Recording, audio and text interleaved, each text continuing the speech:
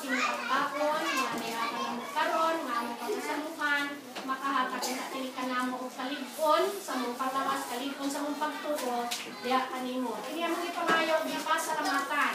Kinaagi ni Kristo among